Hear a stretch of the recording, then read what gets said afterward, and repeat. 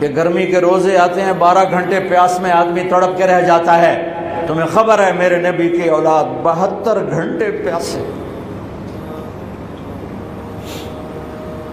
پیاس کی شدت، پانی کا قطرہ نہیں، اور آگے انسان کی شکل میں درندے کھڑے ہوئے ہیں. جب سارے جان نثار شہید ہو گئے، تھوڑا سا سنا بھی دیتا ہوں، جب سارے جان نثار شہید ہو گئے تو پیچھے اہل البیت رہ گئے. اہل البیت، سب سے پہلے شہید کا نام بتاتا ہوں، مسلم بن اوسج، جو امام صاحب کے، امام علی مقام کے قافلے میں جو پہلے شہید ہیں، مسلم بن اوسج.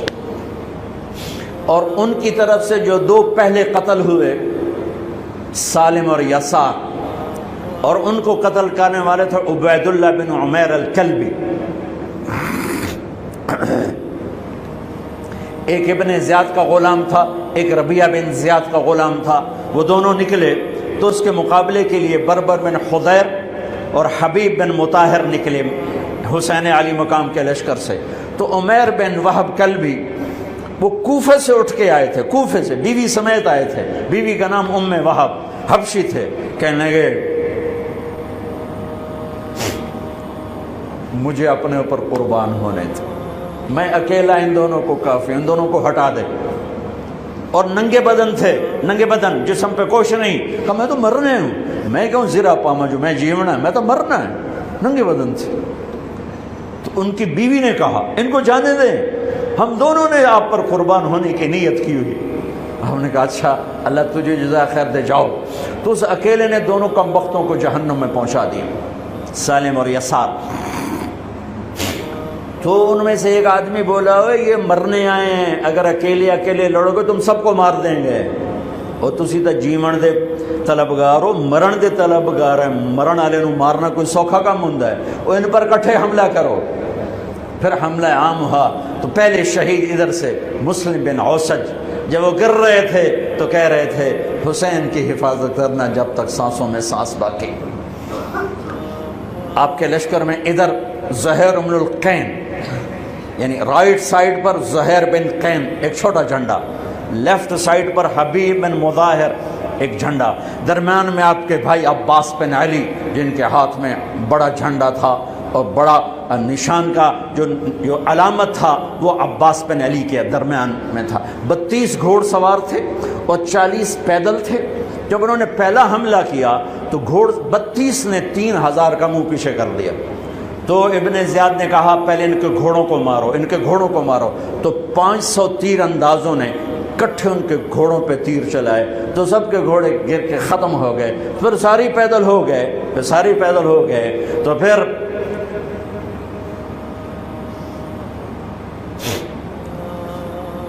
میں اٹک جاتا ہوں، اس لیے پھر میں آخر میں بیچ میں زہیر کی شہادت سنا دوں. زہیر بن القین جب نماز کا وقت آیا، ظہر کا وقت داخل ہوا تو آپ نے اشارہ کیا زہیر یہ شمر سے کہو نماز پڑھنے دے. ہاں اگر 1439 سال میں نماز کی معافی ہوتی تو اہل کربلا کو ہوتی، لیکن حسین نے سجدے میں سر رکھ کے بتلایا کہ نماز نہیں چھوٹ سکتی، سر کٹ سکتے ہیں. تو انہوں نے آگے ہو کر کہا کہ بھائی نماز کے لیے جنگ روکو. تو کوفی لشکر کا ایک سردار تھا حسین بن نمیر، اس نے کہا تمہاری تو نماز قبول ہی نہیں ہوتی. تو انہوں نے کہا لعنت تجھ پر، تیری نسلوں پر، جس گھر کی تو فعل نماز ملی انہی کی نہیں ہوتی اور تمہاری ہوتی ہے. تو واپس آ کر کہنے لگا کہ وہ نماز کی اجازت نہیں دے رہے. فرمایا نماز تو نہیں چھوٹے گی نا. یہ فیصلہ آباد والوں کو نہیں، 7 بر اعظم کے ایمان والوں کو پیغام ہے کہ زیر خنجر بھی یہ پیغام سنایا ہم نے. نماز نہیں چھوٹ سکتی، نماز نہیں چھوٹ سکتی. اللہ کی قسم کوئی مسئلہ نہیں تھا اگر یہ چھوڑ دیتے. جنگ سے پہلے آنکھ لگ گئی، آنکھ کھلی تو ہنس پڑے. بہن نے پوچھا اے کیڑا ہاسے دا ویلا ہے، موت سر تے کھلوتی ہے. فرمایا بہن ابھی اللہ کے نبی کو خواب میں دیکھا ہے، کہہ رہے ہیں بیٹا میں لینے کے لیے آ چکا ہوں، موجوں ہو گئی، لینے کے لیے آ چکا ہوں۔ چھوڑ دیتے تو پھر گلستان کالونی والوں کو بھی گنجائش مل جاتی، چھٹی جا سکتی ہے۔ 6 بر اعظم کے انسانوں کو پیغام دیا کہ ٹکڑے ٹکڑے ہو جاؤ، نماز نہیں چھوڑ سکتی۔ فرمایا آدھے نماز پڑھو آدھے جنگ کرو، صلاۃ خوف۔ آدھوں نے نماز پڑھی آدھوں نے جنگ کی، 15-20 تو پہلے شہید ہو چکے تھے، پھر آدھوں جنہوں نے نماز پڑھی تھی انہوں نے جنگ کی اور دوسروں نے جا کے نماز ادا کی۔ عصر سے پہلے سب جب زہیر گرنے لگے تو انہوں نے حضرت حسین کے کندھے پر یوں ہاتھ مارا، گرتے گرتے اقبل ہدیت ہادیا مہدیا اليوم تلقى جدك النبي حسنا والمرتضى عليا والشهيد الجعفر الكمية واسد الله المحيا۔ ہاں آگے بڑھ، تیرے لیے تیرا نانا پھولوں کے ہار لے کے کھڑا ہوا، آگے بڑھ، آج تیری ملاقات کا دن ہے، آج تو اپنے بھائی حسن سے ملے گا، باپ علی سے ملے گا، چچا جعفر سے ملے گا، اسد اللہ حمزہ سے آج تیری ملاقات ہے۔ ان اشعار کے ساتھ آپ نے جان اپنے اللہ کو سپرد فرمائی۔ جب سارے جان نثار ختم ہو گئے، اب اہل البیت کی باری آئی تو سب سے پہلے آپ کے بیٹے علی الاکبر نے تلوار اٹھائی کہ ابا جان آپ سے پہلے مرنا چاہتا ہوں، آپ کو مرتا نہیں دیکھ سکتا، آپ سے پہلے مرنا چاہتا ہوں، مجھے اجازت دیجیے۔ ہم نے کہا بڑھو اللہ کے نام پر، جا ملو اپنے اجداد کے ساتھ۔ تو بڑے حسین تھے علی الاکبر، جس طرف گئے وہ آگے آگے، کوفی آگے آگے، یہ پیچھے پیچھے، تو 1 اور 3000 کیا مقابلہ تھا۔ آخر خاک و خون میں لوٹائے گئے، تڑپ کے گرے۔ تو پھر حسن کے بیٹے قاسم کا چچا، میں نہیں جانا، اس قافلے میں، اس حسینی قافلے میں اہل البیت وہ 17 قتل ہوئے، ان میں سب سے حسین قاسم تھے، قاسم بن حسن، قاسم بن حسن۔ جب ان پر تلوار کا وار پڑا تو ان کا ہاتھ کٹا اور نیچے گرے تو انہوں نے کہا یا اماں، ہائے چچا۔ تو حضرت حسین زخموں سے چور ہو چکے تھے، لیکن جس سے بجھتی شمع بھڑکتی ہے، اب زخمی شیر کی طرح لپکے اور کائی کی طرح مجمع کو چیرا۔ جب وہاں پہنچے تو وہ ایڑیاں رگڑ رہے تھے اور خاک و خون میں لت پت تھے، تو اٹھا کے سینے سے لگایا، ان کی آخری ہچکیاں ان کے سینے پہ ختم ہوئیں۔ کہنے لگے بھتیجے آج تیرا چچا بڑا بے بس ہے، آج وہ تیری مدد کو نہیں آ سکتا ہے، لیکن ایک دن آنے والا ہے جب تیرے نانے کی عدالت میں فیصلہ ہوگا۔ پھر ان کی لاش کو اٹھایا،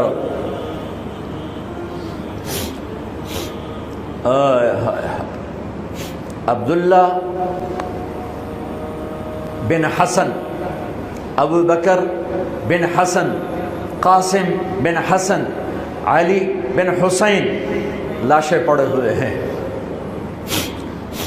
عبداللہ بن عقیل، عبد الرحمن بن عقیل، علی کے بھائی لاشیں پڑے ہوئے ہیں۔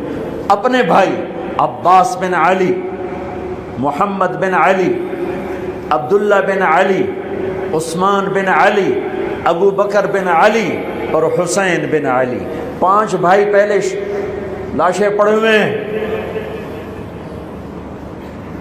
اون بن عبداللہ بن جعفر، محمد بن عبداللہ بن جعفر، عبد الرحمن بن مسلم بن عقیل، جعفر بن مسلم بن عقیل، عبداللہ بن مسلم بن عقیل، عبداللہ بن ابو سعید بن عقیل، یہ سب اہل البیت ہیں جن کے لاشوں کے انبار ہیں۔ اور آخر میں ایک بچہ 2 سال کا عبداللہ، آپ کو خواب و خیال بھی نہیں تھا کہ اس بچے پر بھی کوئی اس طرح کا ظلم و ستم ڈھائے گا.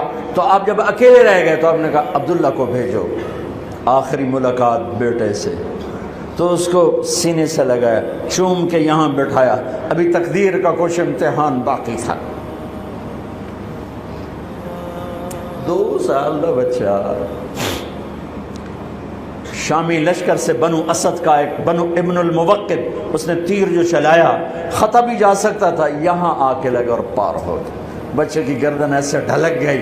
یہاں امام علی مقام. ارے بھائی میں قطر ہاسپٹل گیا کسی کام, تو وہاں کسی کا بچہ تھا منگوڑے میں ہاسپٹل میں, ویسے تڑپ رہا تھا, پتہ نہیں اس سے کیا تھا. اور اس کی ماں ایسے اس کو کھڑی دیکھ. یہ منظر میں آج تک نہیں بھولا. اس ماں کے چہرہ, صرف اس کی آنکھیں نہیں رو رہی تھیں, مجھے اس کا سارا وجود روتا ہوا دکھائی دیا. اس بچے کے اوپر ڈاکٹر کھڑے ہوئے ہیں, اچھا نہیں, مجھے نہیں پتا اس کو کیا تھا, وہ ایسے بے قرار ہو کے تڑپ رہا تھا. یہ 2001 کا واقعہ ہے. 16 برس گزر چکے ہیں, میں واقعہ نہیں بھول سکا ہوں. اس باپ کو سوچو جس کے سامنے 2 سال کے بچے کے گردن کے تیر پار ہو گیا ہو, اور پھر وہ خون, یہاں بچے کا خون دونوں ہاتھوں میں لیا اور یوں آسمان کی طرف بلند کر کے کہا میرے رب بس تو راضی ہو جا, تو راضی ہے تو کم ہی بڑھ گئے. یہ پیغام ہے فیصل آباد کے تاجروں کو, پورے ملک کے تاجروں کو, پوری دنیا کے اہل ایمان کو, کہ اللہ کو پانے کے لیے ہر سودا قبول ہے, قبول ہے. ہاں پھر کھڑے ہو گئے کہ چل بچیا تو چل, تیرا پیو بھی آ رہا ہے. اب آپ کو شہید کرنا کوئی مسئلہ نہیں تھا, زخموں سے چور تھے, لیکن ہر کوئی ڈرتا تھا بھئی میں نہ مارا.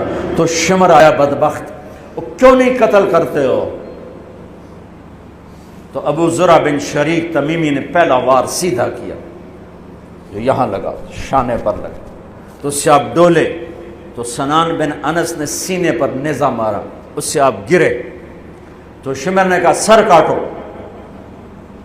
تو خولہ بن یزید آگے بڑھا, پھر ڈر کے پیچھے ہٹ گیا. تو سنان بن انس نے اس کو گالی نکال کر پیچھے دھکا دیا, اور اس امت کا بدبخت ترین انسان جس نے میرے نبی کے نواسے کی وہ گردن کاٹی جس پر میرے نبی کے بوسے تھے, گردن کاٹ کے سر اوپر چڑھا دیا. پھر خیموں کی طرف بڑھے. تو اللہ کو زندگی مقصود تھی, آل رسول کی نسل چلنی تھی. تو علی ابن الحسین بیمار تھے, جن کو زین العابدین, ابھی میں نے ان کا قصہ سنایا. اس پر شمر کی تلوار رک گئی کہ چلو بیمار ہے چھوڑ دیا جائے, بیمار ہے چھوڑ دیا جائے. تو خواتین, بچے, حضرت علی کی بیٹیاں فاطمہ بنت علی, زینب بنت علی, حضرت حسین کی بیٹی سکینہ بنت حسین, اور آپ کی بیگم رباب, آپ کو بیویوں میں سب سے محبوب بیوی تھی رباب. آپ فرمایا کرتے تھے جب رباب میکے چلی جاتی ہے تو میری تو نیند ہی اڑ جاتی ہے, اتنا ان سے پیار تھا. وہ بھی ساتھ تھی. ان سب کو ان کے کانوں کی بالیاں کھینچ کے اتار دی. پھر ابن سعد نے کہا 10 گھوڑ سوار آؤ. انہوں نے حسین کے جسم پہ گھوڑے دوڑا دیے, ادھر سے ادھر سے ادھر سے. جب قافلے کو گھسیٹ کے باہر لائے, لے جانے لگے, تو حضرت زینب نے دیکھا 72 سر نیزوں پہ چڑھے ہوئے تھے. سب سے معصوم سر عبداللہ بن حسین, وہ بھی نیزے پہ چڑھا ہوا تھا.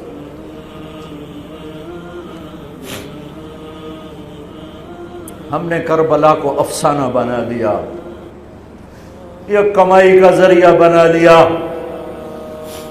یہ ایک پیغام ہے طبقات امت کے لیے, مت ضمیر بیچو, مت ضمیر بیچو.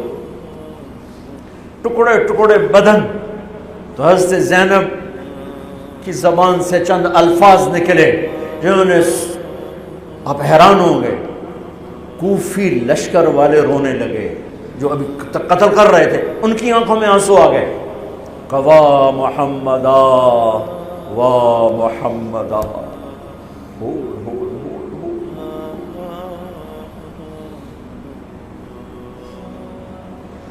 اے محمد مصطفیٰ، اے محمد مصطفیٰ، هذا حسین بالعراء مزمل الدماء مقطع الاعضاء. وا محمدا وا محمدا، اے محمد مصطفیٰ، اے محمد مصطفیٰ، بناتک السبایا ذریتک مقتلہ تصفی علیہا الریاح. آج حسین کی بارات ہے محمد مصطفیٰ، آج تیرے نواسے کی بارات ہے.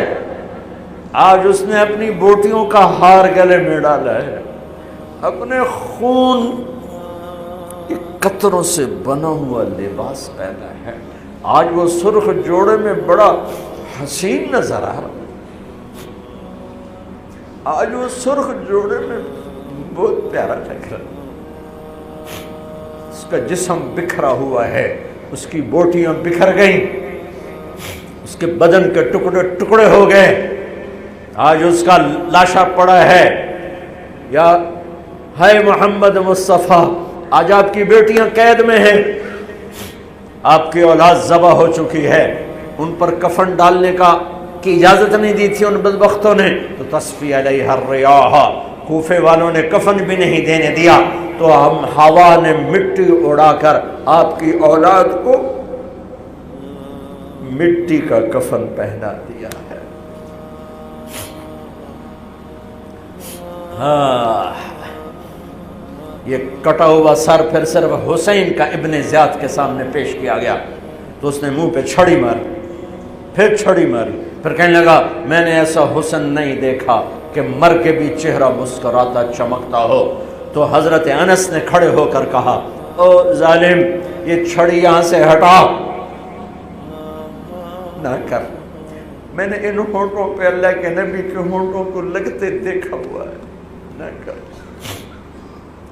کہنے لگا تو بوڑھا نہ ہوتا تو میں تیری گردن اڑا دیتا، تیری عقل خراب ہو گئی ہے. تو میں میری نہیں، تیری عقل بگڑی ہے، آنے والے دن تو دیکھے گا تیرے ساتھ کیا ہوگا. پھر یہی سر یزید کے سامنے رکھا گیا، اس نے منہ پہ چھڑی ماری تو زید ابن ارقم کھڑے ہو گئے، کہنے لگے نہ کر. میں نے ان ہونٹوں پہ نبی کے ہونٹوں کو لگتے دیکھا ہوا. میرے بھائیو، نماز کا وقت قریب ہو گیا، بلکہ میں نے زیادہ وقت لے لیا ہے. میں کسی کی تفصیل تو زندگی بھر کبھی نہیں سنا سکا، اشارے کر دیتا ہوں. پڑھو اس کو، پڑھو، خود پڑھو، پیغام لو، پیغام لو. ہے ظلم کا ساتھ نہیں دیا، جھوٹ کا ساتھ نہیں دیا، ذبح ہو گئے نسل سمیت، بچوں سمیت. پوری دنیا کے تجار کو پیغام ہے، جھوٹ سے بچ، خیانت سے بچ. سارے دفتر والوں کو پیغام ہے، رشوت سے بچو، رشوت سے بچو، ظلم و ستم ڈھانے سے بچو. ساری دنیا کے میرے ملک کا ایک ایک طبقہ ضمیر بیچ کے سویا ہوا ہے. جہاں انصاف دینے والے بک جائیں، جہاں جج کے قلم کی قیمت لگے، جہاں جس دیش کے جج کو خریدا جا سکتا، جس کے قلم کو خریدا جا سکے، جس دیش کے وکیل کو خریدا جا سکے، جس دیش میں جھوٹے مقدموں کی بھرمار ہو، جس دیش کا ڈاکٹر مریض کو مریض نہ سمجھے، گاہک سمجھے، اور مرتے کی کھال اتارے، مرتے ہوئے کی کھال اتارے، جس دیش کا وکیل خود ایک مافیا گروپ بن چکا ہو، جس دیش کا، میں وکیلوں کا رونا کیا روں، میں ججوں کا رونا کیا روں. میرے دیش کا تو ریڑھی والا بھی ظالم ہے، مزدور بھی ظالم ہے، غریب بھی ظالم ہے، مالدار بھی ظالم ہے. ظلم کے اندھیروں میں دیس ڈوبا ہوا ہے۔ میرے بھائیوں، ہمارا نیا سال شروع ہو چکا ہے اور ہم توبہ کریں اللہ کی بارگاہ میں۔ میرے بھائیوں، میں بہت دہراتا ہوں اس بات کو، جس فرد میں، جس قوم میں، جس دیس میں، جس خاندان میں، جس معاشرے میں ظلم ہوگا، جھوٹ ہوگا، دھوکہ ہوگا، وہ تباہ ہو جائیں گے، چاہے مسلمان ہیں چاہے کافر ہیں۔ جس دیس میں، جس قوم میں، جس ملک میں، جس معاشرے میں، جس فرد میں سچائی ہوگی، انصاف ہوگا، دیانتداری ہوگی، اللہ ان کی حفاظت کرے گا، عزت دے گا، چاہے مسلمان ہیں چاہے کافر ہیں۔ دنیا کی عزت ضرور ملے گی، کفر کے ساتھ ملے گی، کہ سچائی، دیانتداری، عدل و انصاف پر اللہ سایہ کر دیتا ہے، چاہے کفر ہے چاہے اسلام ہے، موت تک۔ کافر ہے تو موت تک، موت کے بعد ایمان کا فیصلہ ہے، لیکن اگر ایمان ہے تو یہ جہان بھی بن گیا، وہ جہان بھی بن گیا۔ یہی فیصلہ بات کی بات ہے۔ میں صبح نکلا، سیر کر کے واپس آ رہا تھا، مجھے دور سے ایک ریڑھی والا نظر آیا، سفید داڑھی پگڑی، تو مجھے بڑا اچھا لگا کہ عام طور پہ ریڑھی والوں کا یہ حلیہ نہیں ہوتا ہے، تو لہٰذا دور سے میری نظروں میں جچ گیا۔ جب میں قریب سے گزرا تو میں نے پھر اس کو ایسے دیکھا، تو میں نے دیکھا وہ رو رہا تھا، ایسے خاموش آنسو، ساز خاموش ہیں فریاد سے معمور ہیں ہم، اور ایک ہاتھ ریڑھی پر تھا، ایک ہاتھ پیٹی پر تھا، جو کوئی پیٹی لایا تھا، اور ایسے رو رہا تھا، ایسے رو رہا تھا۔ تو میں رک گیا، میں نے کہا بزرگو خیریت تو ہے، آپ کیوں رو رہے ہیں؟ تو اس نے مجھے کوئی جواب نہیں دیا، اس نے پیٹی ایسے اٹھا دی میرے آگے، تو وہ پیٹی سیب کی تھی، اس کے اوپر سیب ٹھیک تھے، نیچے سارے گلے ہوئے سیب تھے، تو سارے سیب ایسے بکھر گئے۔ یہ پیٹی میں سیب بھرنے والا نہ تو وکیل ہے، نہ تو ڈاکٹر ہے، نہ تو بھوانے بازار کا تاجر ہے، نہ وہ سیشن کورٹ کا جج ہے، نہ وہ کوئی ڈی سی او ہے، نہ وہ کوئی تحصیلدار ہے، وہ مزدور ہے، غریب آدمی ہے۔ غریب کا ظلم بتا رہا ہوں۔ تو جب سیب بکھرے تو میں اس کو دیکھوں، سیبوں کو دیکھوں، مجھ سے کہنے لگا، کوئی اردو سپیکنگ تھا، پنجابی نہیں تھا، اردو سے کہنے لگا، بیٹا میں بہت غریب، اس کی بہت، اور جب اس نے زور ڈالا نا، میں بہت غریب، انہیں ایسے لگا مجھے کسی نے چھری سے میرا کلیجہ چیر کے رکھا، میرے آنسو نکل پڑے، میں اب رو رہا ہوں۔ اس واقعے کو 30 سال گزر چکے۔ بیٹا میں بہت غریب ہوں، صبح منڈی جاتا ہوں، ایک پیٹی لاتا ہوں، شام تک بک جاتی ہے، بچوں کے لیے تازہ آٹا لے کے جاتا ہوں، آج کسی نے میرے بچوں کی روٹی مجھ سے چھین، آج کسی نے میرے بچوں کی روٹی مجھ سے چھین۔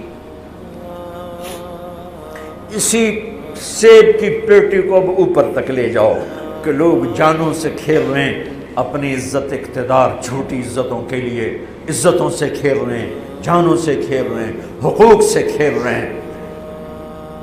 یہاں ایسے ضمیر بکتے ہیں جیسے بھیڑ بکریاں بکتے، یہاں ایسے زبان کے بول بکتے، اے نہیں کسائیاں کول جاؤ تو بچ سری دے وے زبان بھی آیا تو سر بھی آیا، یہاں ایسے دماغ بکتے ہیں جیسے بکرے کی سری بکتی ہے، ایسی زبانیں بکتی ہیں جیسے بکرے کی زبان بکتی ہے، ایسے ضمیر کے سودے ہوتے ہیں جیسے بھیڑ بکریوں کے سودے ہوتے ہیں۔